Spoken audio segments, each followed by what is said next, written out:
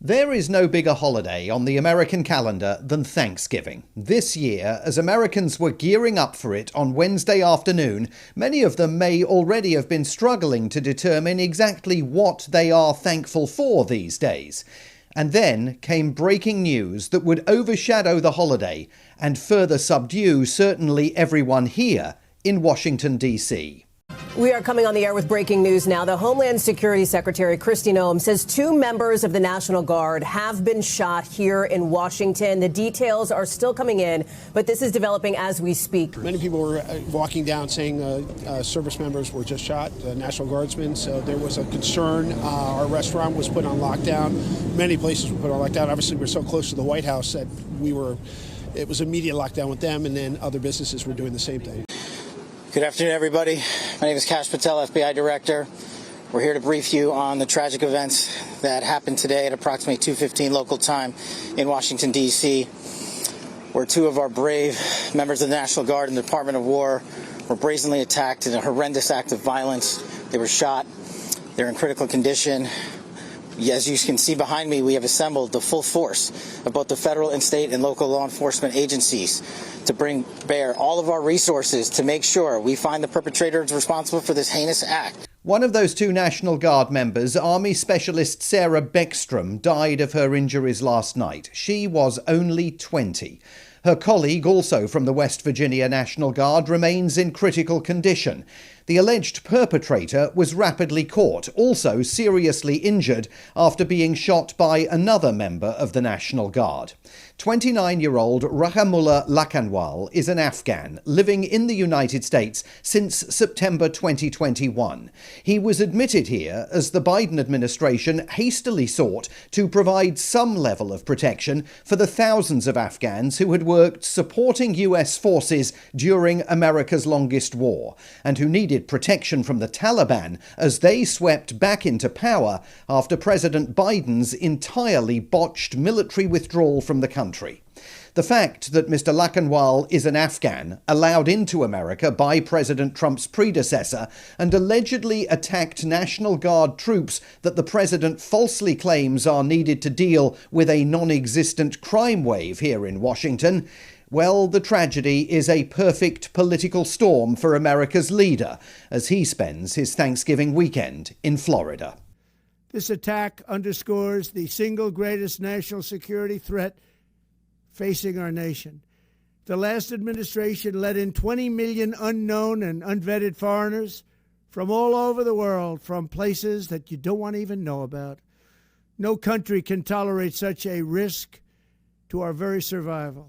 Now, just on the facts, because it is important to stick to them, the suspect in the shooting was not admitted unknown and unvetted. He had worked with a CIA-backed military unit in Afghanistan and, like more than 77,000 others in a similar boat, had been allowed to enter the United States for 2 years, during which time it is thought that he may have applied for permanent asylum.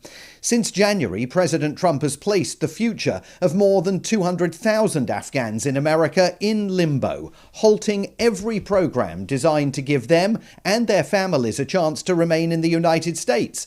And he notably played fast and loose when Libby Dean, a reporter from News Nation Television, tried to get to the bottom of Mr. Lakhanwal's legal status. Of course, you just detailed that this suspect was flown in under the Biden administration. Yeah. But was he granted asylum under your administration? When it comes to asylum, when they're flown in, it's very hard to get them out. No matter how you want to do it, it's very hard to get them out. But we're going to be getting them all out now. Thank you very much. An answer, of course, to a question that she did not ask. But it is clear that every single Afghan living in America on anything less than a US passport now faces a deeply uncertain future. Hundreds of thousands of them could soon be at risk of being rounded up and booted out by President Trump's masked, thuggish deportation forces, then returned to Taliban-controlled Kabul to take their chances. The president announced last night that permanent legal residents with coveted green cards from 19 separate countries are also now to be investigated, at a time, of course, when America's doors are closed to all refugees except white South Africans.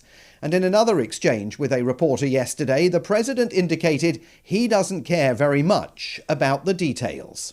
There was no vetting or anything. They came in unvetted. And we have a lot of others in this country. We're going to get them out. But they go cuckoo. Something happens to them. Your DOJ IG just reported this year that there was thorough vetting by DHS and by the FBI of these Afghans who were brought into the U.S. So why do you blame the Biden administration for what this man did? Are you stupid? Are you a stupid person? Because they came on a plane along with thousands of other people that shouldn't be here, and you're just asking questions because you're a stupid person. Nancy Cordes of CBS there, becoming at least the fourth female White House reporter to have been disparaged by the president in the last fortnight. One of them he referred to as Piggy, another, who co-wrote an article for the New York Times that he didn't like about his health, was described as ugly both inside and out. By the way, on his health, we still don't know why he had an MRI several weeks ago, nor why he keeps falling asleep at White House events. But back to Washington. He's deploying another 500 National Guard on the streets here, despite the fact that a judge has ruled the entire deployment dating back to August illegal. Just to be clear, they were put on the streets by President Trump to deal with a violent crime wave, even though violent crime here is at a 30-year low. Mostly they've been wandering around, cleaning up trash, manicuring some of the city's parks, patrolling the subway here looking bored, and patronising the city's coffee and pastry shops. For this, at least one 20-year-old has now lost her life. Anybody who chooses to speak about this attack has to, as humans, start from a place of unequivocal condemnation of this heinous act. Joseph Azam is with the Afghan-American Council, like so many Americans travelling in his car this Thanksgiving when he recorded this message. It has been absolutely disgraceful to see our political leaders, to see members of the media, and even members of the general public using this moment of tremendous pain and agony and fear in our country as an opportunity to create division, to scapegoat Afghans, to scapegoat American Muslims, to scapegoat immigrants, to scapegoat anybody who they want to cast dispersion or suspicion onto.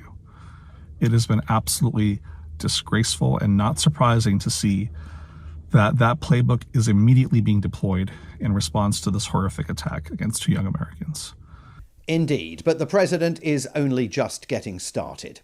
The other big news of the week here, the astonishing behaviour of the president's special envoy Steve Witkoff in a conversation with a top Kremlin official that was leaked to Bloomberg News. Mr. Witkoff coaches Putin aide Yuri Ushakov on how to formulate proposals about the war in Ukraine to make them look more appealing to the US president. We also know that the 28-point peace plan Mr. Witkoff touted as President Trump's was in fact largely a Russian document that, and I am not making this up, Mr. Witkoff appears to have run through some online translation software before making a couple of tweaks and then sticking an American crest atop it. Witkoff's pro-Russian sympathies having been so nakedly revealed, America's pro-Russian president is of course standing by him. Well, I haven't heard it, no, but that's a standard thing, because he's got to sell this to Ukraine. He's got to sell Ukraine to Russia. That's what a deal maker does. You got to say, look, they want this. You got to convince them with this. That's a very standard form of negotiation. I haven't heard it, but I heard it was standard negotiation. And I would imagine he's saying the same thing to Ukraine, because each party has to give and take. And again, just to be clear on the facts, there is nothing standard about Mr. Witkoff's behaviour. And a reminder, we're talking about a real estate mogul who has conceded that when he was first appointed by President Trump to run point between Washington and the Kremlin, he mugged up about foreign affairs by watching documentaries on Netflix. So he's not exactly schooled in the art of diplomacy. There was one event in the last week that was more diplomatic than I think any of us ever imagined. A face-to-face meeting in the White House last Friday afternoon between President Trump and newly elected Mayor of New York Zohran Mamdani, a democratic socialist the president has relentlessly branded as a communist and insisted he would seek to undermine at every turn. Would you feel comfortable living in New York City under a Mamdani administration? Yeah, I would. I really would, especially after the meeting. Absolutely. What makes you comfortable? We agree on a lot more than I would have thought.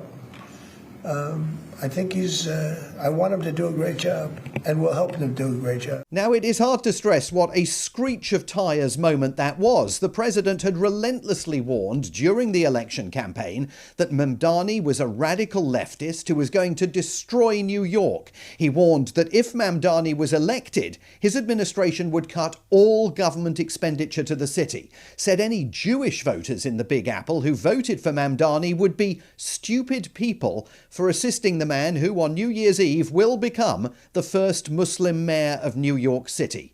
And Mamdani, well, he had called Trump a despot and a fascist. I have no idea how to explain this next clip. Are you affirming that you think President Trump is a fascist? I've spoken about... That's okay, you can just say yes. Okay. All right. Okay? Yeah. It's easier. Yes. It's easier than explaining it. I don't mind. Note to self, President Trump doesn't mind being called a fascist. I'm going to keep that in the back pocket for the moment when I may need it.